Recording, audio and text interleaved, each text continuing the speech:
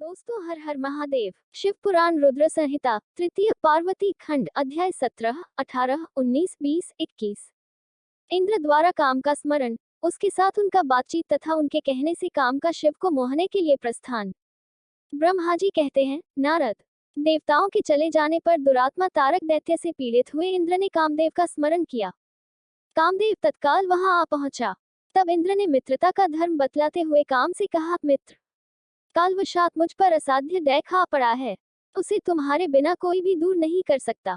दाता की परीक्षा दुर्भिक्ष में, शूरवीर की परीक्षा रणभूमि में, मित्र की परीक्षा आपत्तिकाल में तथा स्त्रियों के कुल की परीक्षा पति के असमर्थ हो जाने पर होती है।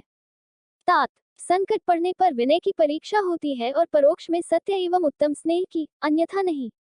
यह मैंने सच्ची बात कही है।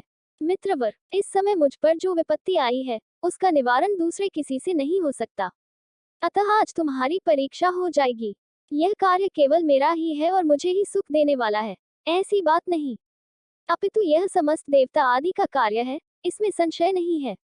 इंद्र की यह बात सुनकर कामदेव मुस्कुराया और प्रेमपूर्ण गंभीर वाणी में बोला। काम ने कहा, देवराज, आप ऐसी बात क्यों कहते हैं? मैं आपको उत्तर नहीं दे रहा हूँ, आवश्यक निवेदन मात्र कर रहा हूँ। लोक में कौन उपकारी मित्र है और कौन बनावटी, यह स्वयं देखने की वस्तु है, कहने की नहीं। जो संकट के समय बहुत बातें करता है, वह काम क्या करेगा? तथापि महाराज, प्रभो, मैं कुछ कहता हूँ, उसे सुनिए। मित्र, जो आपके इंद्रपद को छीनने के लिए दारुण तपस्या कर रहा है, आपके उस शत्रु को मैं सर्वथा तपस्या से भ्रष्ट कर दूंगा। जो काम जिससे पूरा हो सके, बुद्धिमान पुरुष उसे उसी काम में लगाए। मेरे योग्य जो कार्य हो, वह सब आप मेरे जिम्मे कीजिए। ब्रह्माजी कहते हैं, कामदेव का यह कथन सुनकर इंद्र बड़े प्रसन्न हुए। वे कामिनियों को सुख देने वाले काम को प्रणाम करके उससे इस प्रकार बोले। इंद्र ने कहा, तात, मनोभव, मैंने अपने मन में जिस कार्य को पूर्ण करने का उद्देश्य रखा है, उसे सिद्ध करने में केवल तुम ही समर्थ हो। दूसरे किसी से उस कार्य का होना संभव नहीं है। मित्रवर, मनोभव काम, जिसके लिए आज तुम्हारे सहयोग की अपेक्षा हुई है, उसे ठीक ठीक बता रहा हूँ।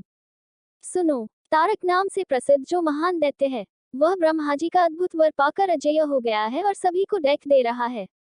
वह सारे संसार को पीड़ा दे रहा है। उसके द्वारा बारंबार धर्म का नाश हुआ है। इससे सब देवता और समस्त ऋषि दुखी हुए हैं। संपूर्ण देवताओं ने पहले उसके साथ अपनी पूरी शक्ति लगाकर युद्ध किया था, परंतु उसके ऊपर सबके अस्त्र शस्त्र निष्फल हो गए। जल के स्वामी वरुण का पाश टूट गया। श्रीहरि का सुदर्शन चक्र भी वहां सफल नहीं हुआ। श्री विष्णु ने उसके कंठ पर चक्र चलाया, किंतु वह वहां कुंठित हो गया। ब्रह्माजी ने महायोगीश्वर भगवान शंभु के वीर्य से उत्पन्न हुए बालक के हाथ से इस दुरात्मा दैत्य की मृत्यु बताई है।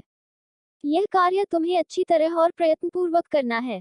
मित्रवर, उसके हो जाने से हम देवताओं को बड़ा सुख मिलेगा। भगवान शंभु गिरिराज हिमालय पर उत्तम तपस्या में लगे हैं। वे हमारे भी प्रभु हैं, कामना के वश में नहीं है, स्वतंत्र परमेश्वर हैं। मैंने सुना है कि गिरिराज नंदिनी पार्वती पिता की आज्ञा पाकर अपनी दो सखियों के साथ उनके समीप रहकर उनकी सेवा में रहती हैं। उनका यह प्रयत्न महादेव जी को पति रूप में प्राप्त करने के लिए ही है, परंतु भगवान शिव अपने मन को संयम नियम से वश में रखते हैं। मार, जिस तरह भी उनकी पार्वती में अत्यंत रुचि हो जाए, तुम्हें वैसा ही प्रयत्न करना चाहिए। यही कार्य करके तुम कृतार्थ हो जाओगे और हमारा सारा दैख नष्ट हो जाएगा। इतना ही नहीं, लोक में तुम्हारा स्थायी प्रताप फैल जाएगा। ब्रह्माजी कहते हैं, नारद, इंद्र के ऐसा कहने पर कामदेव का मुखारविंद प्रसन्नता से खिल उठा। उसने देवराज से प्रेम पूर्वक कहा, मैं इस कार्य को करूंगा, इसमें संशय नहीं है। ऐसा कहकर शिव की माया से मोहित हुए काम ने उस कार्य के लिए स्वीकृति दे दी और शीघ्र ही उसका भार ले लिया। वह अपनी पत्नी रति और वसंत को साथ ले बड़ी प्रसन्नता के साथ उस स्थान पर गया, जहां साक्षात योगीश्वर शिव उत्तम तपस्या कर रहे थे। शिव पुराण रुद्र संहिता तृतीय पार्वती खंड अध्याय 18, 19। रुद्र की नेत्राग्नि से काम का भस्म होना, रति का विलाप, देवताओं की प्रार्थना से शिव का काम को द्वापर में प्रद्युम्न रूप से नूतन शरीर की प्राप्ति का वर देना और रति का शंबर नगर में जाना। ब्रह्माजी कहते हैं, मुने, काम अपने साथी वसंत आदि को लेकर वहां पहुंचा। उसने भगवान शिव पर अपने बाण चलाए। तब शंकर जी के मन में पार्वती के प्रति आकर्षण होने लगा और उनका धैर्य छूटने लगा। अपने धैर्य का ह्रास होता देख महायोगी महेश्वर अत्यंत विस्मित हो मन ही मन इस प्रकार चिंतन करने लगे। शिव बोले, मैं तो उत्तम तपस्या कर रहा था, उसमें विघ्न कैसे आ गए? किस कुकर्मी ने यहाँ मेरे चित्त में विकार पैदा कर दिया? इस तरह विचार करके सत्पुरुषों के आश्रयदाता महायोगी परमेश्वर शिव शंकायुक्त हो संपूर्ण दिशाओं की ओर देखने लगे। इसी समय वामभाग में बाण खींचे खड़े हुए काम पर उनकी दृष्टि पड़ी। वह मूर्छित मदन अपनी शक्ति के घमंड में आकर पुनः अपना बाण छोड़ना ही चाहता था। नारद, इस अवस्था में काम पर दृष्टि पड़ते ही परमात्मा गिरीश को तत्काल रोष चढ़ाया। मुने, उधर आकाश में बाण सहित धनुष लिए खड़े हुए काम ने भगवान शंकर पर अपना अमोघ अस्त्र छोड़ दिया, जिसका निवारण करना बहुत कठिन था। परंतु परमात्मा शिव पर वह अमोघ अस्त्र भी मोघ व्यर्थ हो गया, कुपित हुई परमेश्वर के पास जाते ही शांत हो गया। भगवान शिव पर अपने अस्त्र के व्यर्थ हो जाने पर मनमथ काम को बड़ा भय हुआ। भगवान मृत्युंजय को सामने देखकर वह कांप उठा और इंद्र आदि समस्त देवताओं का स्मरण करने लगा। मुनिश्रेष्ठ, अपना प्रयास निष्फल हो जाने पर काम भय से व्याकुल हो उठा था। मुनीश्वर, कामदेव के स्मरण करने पर वे इंद्र आदि सब देवता वहां आ पहुंचे और शंभु को प्रणाम करके उनकी स्तुति करने लगे। देवता स्तुति कर ही रहे थे कि कुपित हुए भगवान हर के ललाट के मध्य भाग में स्थित तृतीय नेत्र से बड़ी भारी आग तत्काल प्रकट होकर निकली। उसकी ज्वालाएं ऊपर की ओर उठ रही थी। वह आग धू धू करके जलने लगी। उसकी प्रभा प्रलयाग्नि के समान जान पड़ती थी। वह आग तुरंत ही आकाश में उछली और पृथ्वी पर गिर पड़ी। फिर अपने चारों ओर चक्कर काटती हुई धराशायिनी हो गई। साधो, क्षमा कीजिए, क्षमा कीजिए। यह बात जब तक देवताओं के मुख से निकले तब तक ही उस आग ने कामदेव को जलाकर भस्म कर दिया। उस वीर कामदेव के मारे जाने पर देवताओं को बड़ा दैख हुआ। वे व्याकुल हो, हाय, यह क्या हुआ, ऐसा कह कहकर जोर जोर से चीत्कार करते हुए रोने बिलखने लगे। उस समय विकृतचित हुई पार्वती का सारा शरीर सफेद पड़ गया, काटो तो खून नहीं। वे सखियों को साथ ले अपने भवन को चली गईं। कामदेव के जल जाने पर रति वहां एक क्षण तक अचेत पड़ी रही। पति की मृत्यु के दैख से वह इस तरह पड़ी थी मानो मर गई हो। थोड़ी देर में जब होश हुआ तब अत्यंत व्याकुल हो रति उस समय तरह तरह की बातें कहकर विलाप करने लगी। रति बोली, हाय, मैं क्या करूं, कहाँ जाऊं? देवताओं ने यह क्या किया? मेरे उद्दंड स्वामी को बुलाकर नष्ट करा दिया। हाय हाय नाथ, स्मर, प्राण प्रिय, हाँ मुझे सुख देने वाले प्रियतम, हाँ प्राणनाथ, यह यहाँ क्या हो गया? ब्रह्मा जी कहते हैं, नारद, इस प्रकार रोती बिलकती और अनेक प्रकार की बातें कहती हुई रति हाथ पैर पटकने और अपने सिर के बालों को नोचने लगी। उस समय उसका विलाप सुनकर वहां रहने वाले समस्त वनवासी जीव तथा वृक्ष आदि स्थावर प्राणी भी बहुत दुखी हो गए। इसी बीच में इंद्र आदि संपूर्ण देवता महादेव जी का स्मरण करते हुए रति को आश्वासन दे इस प्रकार बोले। देवताओं ने कहा, तुम काम के शरीर का थोड़ा सा भस्म लेकर उसे यत्नपूर्वक रखो और भय छोड़ो।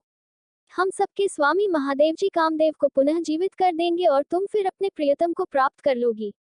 कोई किसी को न तो सुख देने वाला है और न कोई दैख ही देने वाला है। सब लोग अपनी अपनी करनी का फल भोगते हैं। तुम देवताओं को दोष देकर व्यर्थ ही शोक करती हो। इस प्रकार रति को आश्वासन दे सब देवता भगवान शिव के पास आए और उन्हें भक्तिभाव से प्रसन्न करके यूं बोले। देवताओं ने कहा, भगवान शरणागत वत्सल महेश्वर, आप कृपा करके हमारे इस शुभ वचन को सुनिए। शंकर, आप कामदेव की करतूत पर भले भांति प्रसन्नतापूर्वक विचार कीजिए। महेश्वर, काम ने जो यह कार्य किया है इसमें इसका कोई स्वार्थ नहीं था। दुष्ट तारकासुर से पीड़ित हुए हम सब देवताओं ने मिलकर उससे यह काम कराया है। नाथ शंकर, इसे आप अन्यथा न समझें। सब कुछ देने वाले देव गिरीश, सती साध्वी रति अकेली अति दुखी होकर विलाप कर रही है, आप उसे सांत्वना प्रदान करें। शंकर, यदि इस क्रोध के द्वारा आपने कामदेव को मार डाला तो हम यही समझेंगे कि आप देवताओं सहित समस्त प्राणियों का अभी संहार कर डालना चाहते हैं। रति का दैख देखकर देवता नष्ट प्राय हो रहे हैं, इसलिए रति का शोक दूर कर देना चाहिए। ब्रह्मा जी कहते हैं, नारद, संपूर्ण देवताओं का यह वचन सुनकर भगवान शिव प्रसन्न हो उनसे इस प्रकार बोले। शिव ने कहा, देवताओं और ऋषियों, तुम सब आदरपूर्वक मेरी बात सुनो। मेरे क्रोध से जो कुछ हो गया है वह तो अन्यथा नहीं हो सकता, तथापि रति का शक्तिशाली पति कामदेव तभी तक अनंत शरीर रहित रहेगा जब तक रुक्मिणी पति श्री कृष्ण का धरती पर अवतार नहीं हो जाता। जब श्री कृष्ण द्वारका में रहकर पुत्रों को उत्पन्न करेंगे तब वे रुक्मिणी के गर्भ से काम को भी जन्म देंगे। उस काम का ही नाम उस समय प्रद्युम्न होगा, इसमें संशय नहीं है। उस पुत्र के जन्म लेते ही शंबरासुर उसे वर लेगा। हरण के पश्चात दानव शिरोमणि शंबर उस शिशु को समुद्र में डाल देगा। फिर वह मूल उसे मरा हुआ समझकर अपने नगर को लौट जाएगा। रते, उस समय तक तुम्हें शंबरासुर के नगर में सुखपूर्वक निवास करना चाहिए। वही तुम्हें अपने पति प्रद्युम्न की प्राप्ति होगी। वहां तुमसे मिलकर काम युद्ध में शंबरासुर का वध करेगा और सुखी होगा। देवताओं, प्रद्युम्न नामधारी काम अपनी कामिनी रति को तथा शंबरासुर के धन को लेकर उसके साथ पुनः नगर में जाएगा। मेरा यह कथन सर्वथा सत्य होगा। ब्रह्मा जी कहते हैं, नारद, भगवान शिव की यह बात सुनकर देवताओं के चित्त में कुछ उल्लास हुआ और वे उन्हें प्रणाम करके दोनों हाथ जोड़ विनीत भाव से बोले। देवताओं ने कहा, देव देव, महादेव, करुणा सागर, प्रभु, आप कामदेव को शीघ्र जीवन दान दे तथा रति के प्राणों की रक्षा करें। देवताओं की यह बात सुनकर सबके स्वामी करुणा सागर परमेश्वर शिव पुनः प्रसन्न होकर बोले, देवताओं, मैं बहुत प्रसन्न हूँ। मैं काम को सबके हृदय में जीवित कर दूंगा। वह सदा मेरा गण होकर विहार करेगा। अब अपने स्थान को जाओ, मैं तुम्हारे दैत्य का सर्वथा नाश करूंगा। ऐसा कहकर रुद्रदेव उस समय स्तुति करने वाले देवताओं के देखते देखते अंतर्धान हो गए। देवताओं का विस्मय दूर हो गया और वे सबके सब प्रसन्न हो गए। मुने, तदनंतर रुद्र की बात पर भरोसा करके स्थिर रहने वाले देवता रति को उनका कथन सुनाकर आश्वासन दे अपने अपने स्थान को चले गए। मुनीश्वर, कामपत्नी रति शिव के बताए हुए शंबर नगर को चली गई तथा रुद्रदेव ने जो समय बताया था उसकी प्रतीक्षा करने लगी। शिव पुराण रुद्र संहिता, तृतीय पार्वती खंड, अध्याय 20-21। ब्रह्मा जी का शिव की क्रोधाग्नि को वडवानल की संज्ञा के समुद्र में स्थापित करके संसार के भय को दूर करना, शिव के विरह से पार्वती का शोक तथा तपस्या के लिए उपदेश पूर्वक पंचाक्षर मंत्र की प्राप्त। ब्रह्मा जी कहते हैं, नारद, जब भगवान रुद्र के तीसरे नेत्र से प्रकट हुई अग्नि ने कामदेव को शीघ्र जलाकर भस्म कर दिया, तब वह बिना किसी प्रयोजन के ही प्रज्वलित हो सब और फैलने लगी। इससे चराचर प्राणियों सहित तीनों लोकों में महान हाहाकार मच गया। तात, संपूर्ण देवता और ऋषि तुरंत मेरी शरण में आए।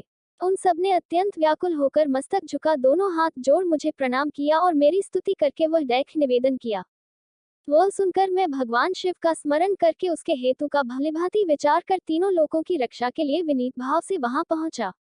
वह अग्नि ज्वाला मालाओं से अत्यंत उद्दीप्त हो जगत को जला देने के लिए उद्यत थी, परंतु भगवान शिव की कृपा से प्राप्त हुए उत्तम तेज के द्वारा मैंने उसे तत्काल स्तंभित कर दिया।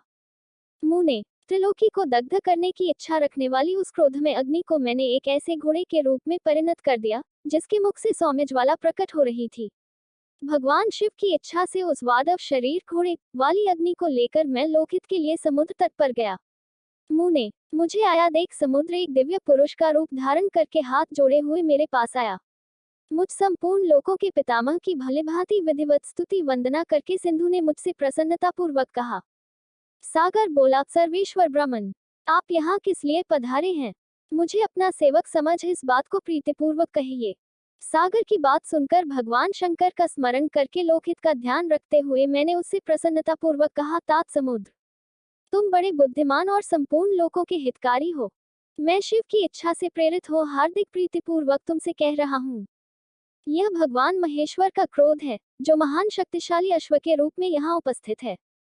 यह कामदेव को दग्ध करके तुरंत ही संपूर्ण जगत को भस्म करने के लिए उद्यत हो गया था।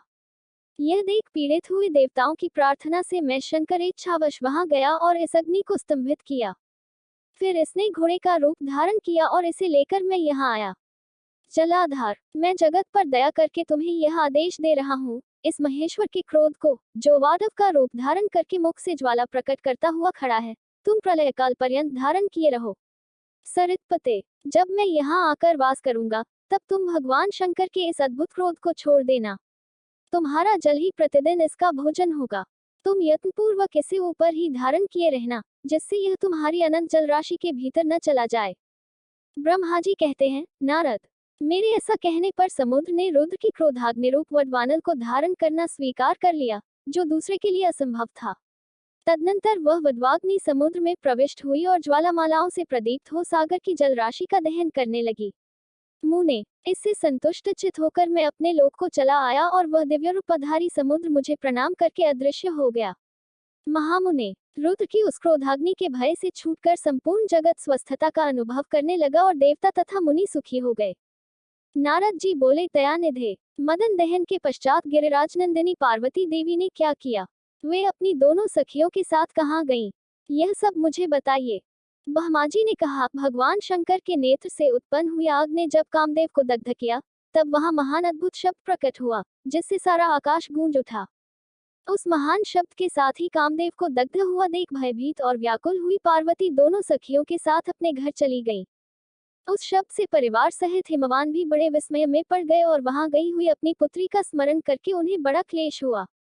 इतने में ही पार्वती दूर से आती हुई दिखाई दी। वे शंभू के विरह से रो रही थी।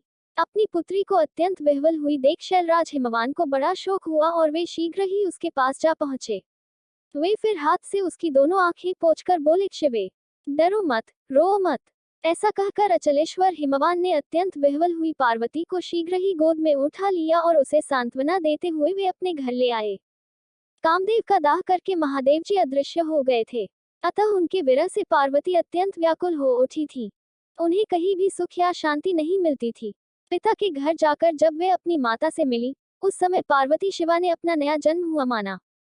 वे अपने रूप की निंदा करने लगी और बोली, हाय, मैं मारी गई। सखियों के समझाने पर भी वे गिरिराज कुमारी कुछ समझ नहीं पाती थी। वे सोते जागते, खाते पीते, नहाते धोते, चलते फिरते और सखियों के बीच में खड़े होते समय भी कभी किंचन मात्र भी सुख का अनुभव नहीं करती थी। मेरे स्वरूप को तथा जन्म कर्म को भी धिक्कार है, ऐसा कहती हुई वे सदा महादेव जी को प्रत्येक चेष्टा का चिंतन करती थी। इस प्रकार पार्वती भगवान शिव के विरह से मन ही मन अत्यंत क्लेश का अनुभव करती और किंचन मात्र भी सुख नहीं पाती थी। वे सदा शिव शिव का जप किया करती थी। शरीर से पिता के घर में रहकर भी वे चित्त से पिनाक पानी भगवान शंकर के पास पहुंची रहती थी। तात शिवा शोकमग्न हो बारंबार मूर्छित हो जाती थी। शैलराज हिमवान, उनकी पत्नी मेनका तथा उनके मैनाक आदि सभी पुत्र, जो बड़े उदार चेता थे, उन्हें सदा सांत्वना देते रहते थे। तथापि वे भगवान शंकर को भूल न सकी। बुद्धिमान देवर्षे, तदनंतर एक दिन इंद्र की प्रेरणा से इच्छानुसार घूमते हुए तुम हिमालय पर्वत पर आए। उस समय महात्मा हिमवान ने तुम्हारा स्वागत सत्कार किया और कुशल मंगल पूछा। फिर तुम उनके दिए हुए उत्तम आसन पर बैठे। तदनंतर शैलराज ने अपनी कन्या के चरित्र का आरंभ से ही वर्णन किया। किस तरह उसने महादेव जी की सेवा आरंभ की और किस तरह उनके द्वारा कामदेव का दहन हुआ, यह सब कुछ बताया। मुने, यह सब सुनकर तुमने गिरिराज से कहा, शैलेश्वर, भगवान शिव का भजन करो। फिर उनसे विदा लेकर तुम उठे और मन ही मन शिव का स्मरण करके शैलराज को छोड़ शीघ्र ही एकांत में काली के पास आ गए। मुने, तुम लोकोपकारी, ज्ञानी तथा शिव के प्रिय भक्त हो, समस्त ज्ञानवानों के शिरोमणि हो, अतः काली के पास आ उसे संबोधित करके उसी के हित में स्थित हो उससे सादर यह सत्य वचन बोले। नारद जी, तुमने कहा काल के, तुम मेरी बात सुनो, मैं दयावश सच्ची बात कह रहा हूँ। मेरा वचन तुम्हारे लिए सर्वथा हितकर, निर्दोष तथा उत्तम काम्य वस्तुओं को देने वाला होगा। तुमने यहाँ महादेव जी की सेवा अवश्य की थी, परंतु वह बिना तपस्या के गर्वयुक्त होकर की थी। दीनों पर अनुग्रह करने वाले शिव ने तुम्हारे उसी गर्व को नष्ट किया है। शिवे, तुम्हारे स्वामी महेश्वर विरक्त और महायोगी हैं। उन्होंने केवल कामदेव को जलाकर जो तुम्हें सकुशल छोड़ दिया है, उसमें यही कारण है कि वे भगवान भक्तवत्सल हैं। अतः तुम उत्तम तपस्या में संलग्न हो चिरकाल तक महेश्वर की आराधना करो। तपस्या से तुम्हारा संस्कार हो जाने पर रुद्रदेव तुम्हें अपनी सहधर्मिणी बनाएंगे और तुम भी कभी उन कल्याणकारी शंभू का परित्याग नहीं करोगी। देवी, तुम हठपूर्वक शिव को अपनाने का यत्न करो। शिव के सिवा दूसरे किसी को अपना पति स्वीकार न करना। ब्रह्मा जी कहते हैं, मुने, तुम्हारी यह बात सुनकर गिरिराज कुमारी काली कुछ उल्लसित हो तुमसे हाथ जोड़ प्रसन्नतापूर्वक बोली। शिवा ने कहा, प्रभो, आप सर्वज्ञ तथा जगत का उपकार करने वाले हैं। मुने, मुझे रुद्रदेव की आराधना के लिए कोई मंत्र दीजिए। ब्रह्मा जी कहते हैं, नारद, पार्वती का यह वचन सुनकर तुमने पंचाक्षर शिव मंत्र नमः शिवाय का उन्हें विधिपूर्वक उपदेश किया। साथ ही उस मंत्रराज में श्रद्धा उत्पन्न करने के लिए तुमने उसका सबसे अधिक प्रभाव बताया। नारद बोले, देवी, इस मंत्र का परम अद्भुत प्रभाव सुनो। इसके श्रवण मात्र से भगवान शंकर प्रसन्न हो जाते हैं। यह मंत्र सब मंत्रों का राजा और मनोवांछित फल को देने वाला है। भगवान शंकर को बहुत ही प्रिय है तथा साधक को भोग और मोक्ष देने में समर्थ है। सौभाग्यशालिनी, इस मंत्र का विधिपूर्वक जप करने से तुम्हारे द्वारा आराधित हुए भगवान शिव अवश्य और शीघ्र तुम्हारी आंखों के सामने प्रकट हो जाएंगे। शिवे, श्रोत संतोष आदि नियमों में तत्पर रहकर भगवान शिव के स्वरूप का चिंतन करती हुई तुम पंचाक्षर मंत्र का जप करो। इससे आराध्य देव शिव शीघ्र ही संतुष्ट होंगे। साध्वी, इस तरह तपस्या करो। तपस्या से महेश्वर वश में हो सकते हैं। तपस्या से ही सबको मनोवांछित फल की प्राप्ति होती है, अन्यथा नहीं। ब्रह्माजी कहते हैं, नारद, तुम भगवान शिव के प्रिय भक्त और इच्छानुसार विचरने वाले हो। तुमने काली से उपर्युक्त बात कहकर देवताओं के हित में तत्पर हो स्वर्गलोक को प्रस्थान किया। तुम्हारी बात सुनकर उस समय पार्वती बहुत प्रसन्न हुई। उन्हें परम उत्तम पंचाक्षर मंत्र प्राप्त हो गया था। दोस्तों, अगली वीडियो देखने के लिए आप चैनल सब्सक्राइब जरूर करें और कमेंट करें। हर हर महादेव। दोस्तों, हर हर